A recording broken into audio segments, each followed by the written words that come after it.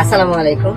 শীতের সময় আমাদের খামারে সবচেয়ে বড় একটা সমস্যা তৈরি হয়, মুরগিগুলোর ঠান্ডার প্রবণতা থেকে চোখ দিয়ে পানি পড়া শুরু করে এবং চোখ ফুলে যায়। একটা সময় চোখ দিয়ে পানি পড়তে পড়তে সেই চোখটা বন্ধ হয়ে যায়।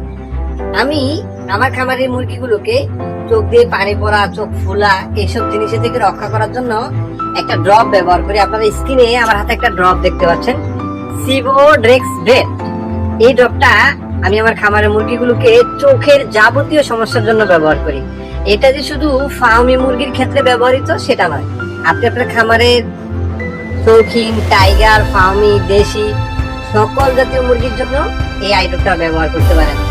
এই ড্রপটা ব্যবহার করার নিয়ম হচ্ছে, যদি আমার খামারে কোনো মুরগির চোখ দিয়ে পানি পড়ে বা চোখ ফুলে যায় বা চোখ বন্ধ হয়ে যায় একবারে, সেই চোখটাকে পুনরায় ফিরিয়ে আনতে আমি এই ড্রপটা ওই মুরগিটাকে প্রতি 2 ঘন্টা অন্তর অন্তর